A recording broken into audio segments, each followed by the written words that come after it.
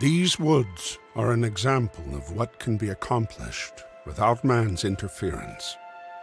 This forest, away from any town or communal society, is as untouched by man as any mass of green can be. It would be easy to mistake an area like this as a place of solitude and silence. That is not the truth. Here, there is no substantial evidence of civilization, but that does not mean it is without life. Wind and water fill the amphitheater with motion and meaning. Endless chatter of woodland beings permeates within this arborous cathedral. These are not idle conversations. It is an opera, a symphony, a concerto of unification, perfectly executed by design. There is no explanation for how these beings coexist. There is no reason to know why. Within these trees, among these streams, life is, and that is good enough.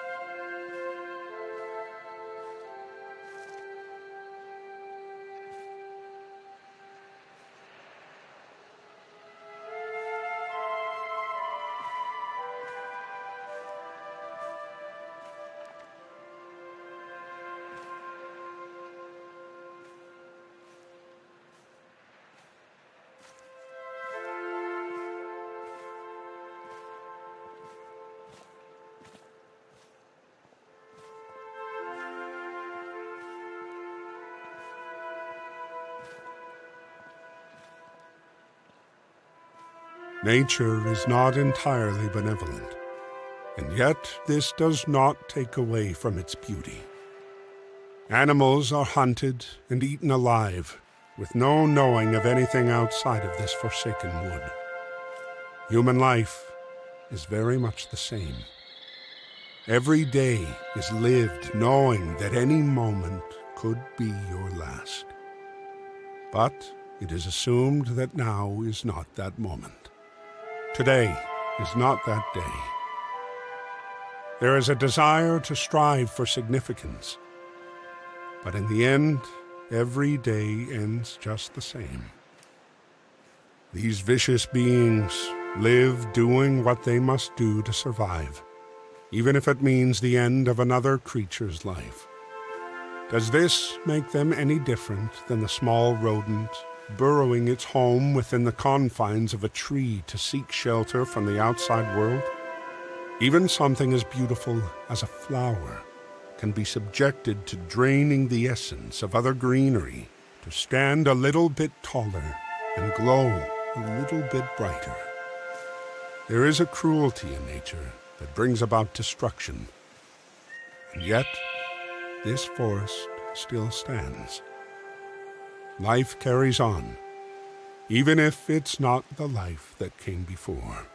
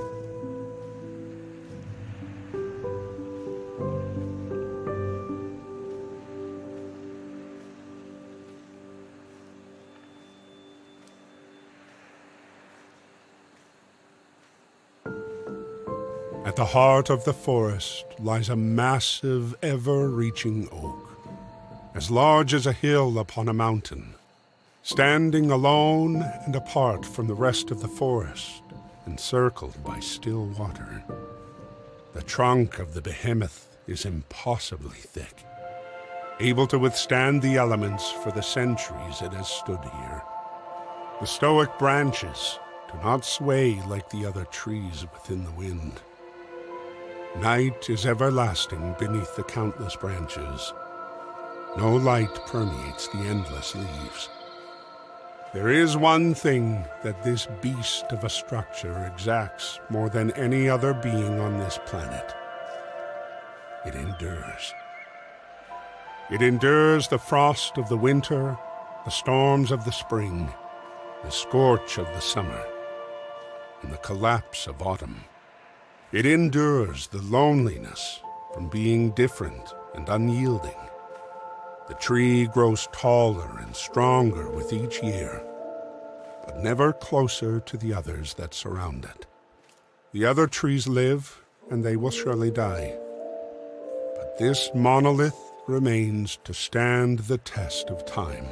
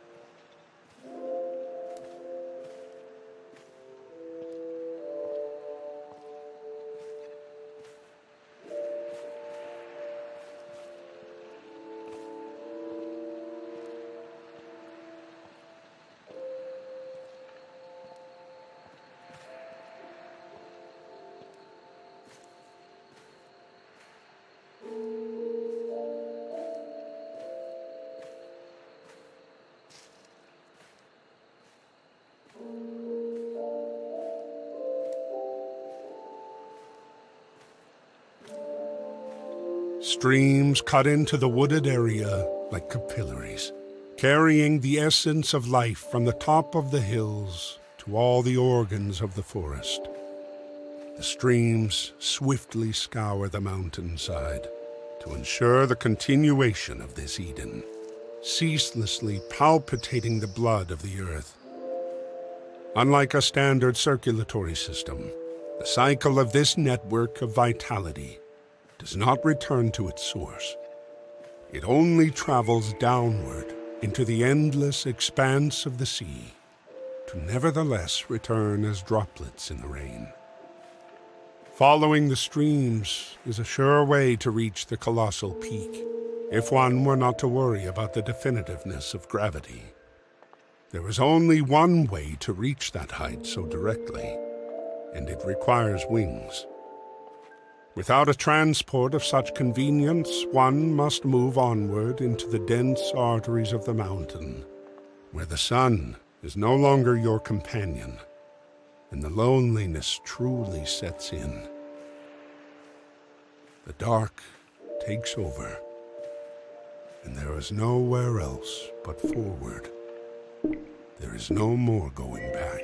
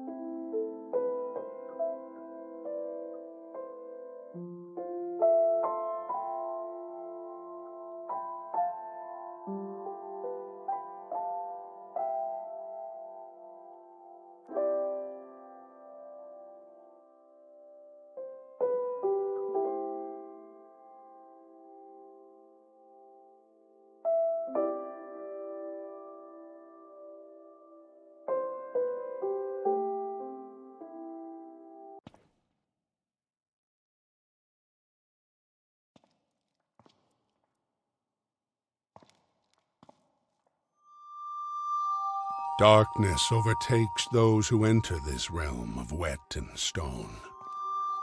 Turning back leads to another kind of blindness that only incepts at the great divide of light and the abyss. It is better to become accustomed to the dark on our journey within. The only way to reach the highest peak is to descend into the deepest parts of ourself, far within the mountain. The life of the outside world does not go where we must dread. There is no reason for creatures without a conscience to join in on this quest of introspection. The light is quickly fading, giving us a sign to carry on. For now, this is the only option, the only one there's ever been.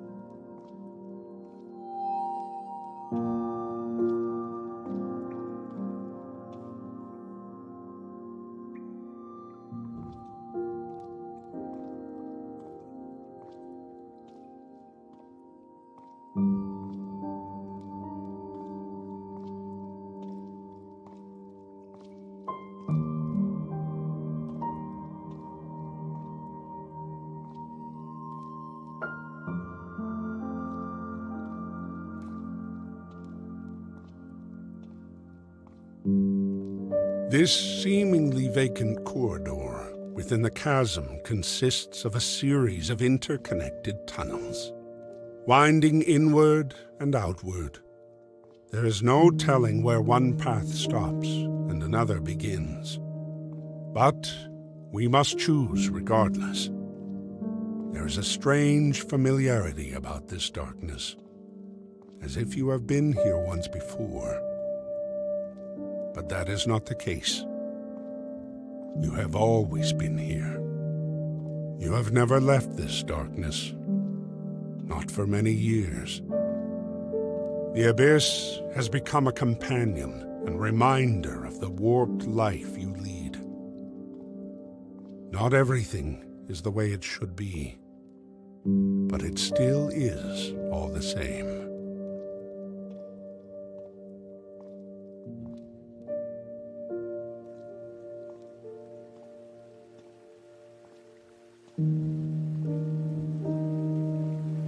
The silence of the deep has now been broken. What once was a faint drip has now become a bellowing beat of a heart of stone, distilling the essence of life before sending it throughout the tumultuous cavern. The pounding echoes within your mind until there is nothing left but the sound and the feeling of undeniable existence pushing forth. It has been ages since someone met with the pulsating rock. The visions granted by this enchanting boulder bears witness to your own faults. These jaded memories are not left forgotten and are carved into the walls to stand the test of time.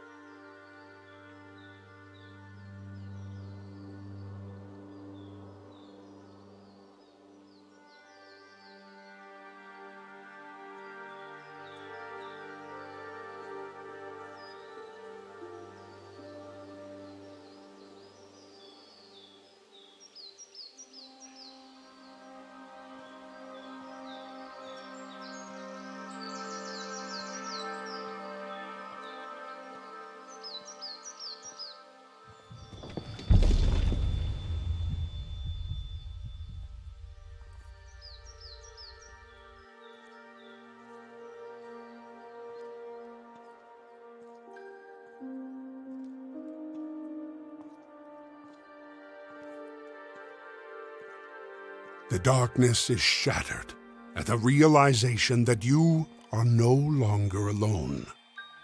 Nature's light sources fill the void like tiny bonfires, providing warmth and safety from the dark.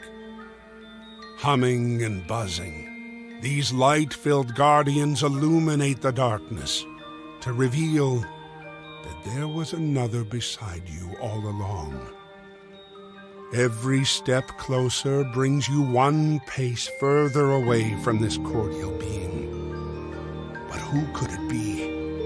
In this eternal landscape of dark, only shown through the kindness of the torch-bound insects, with a shape so recognizable and so familiar, there is no mistaking the importance of a being such as this. But you do not know. Not now.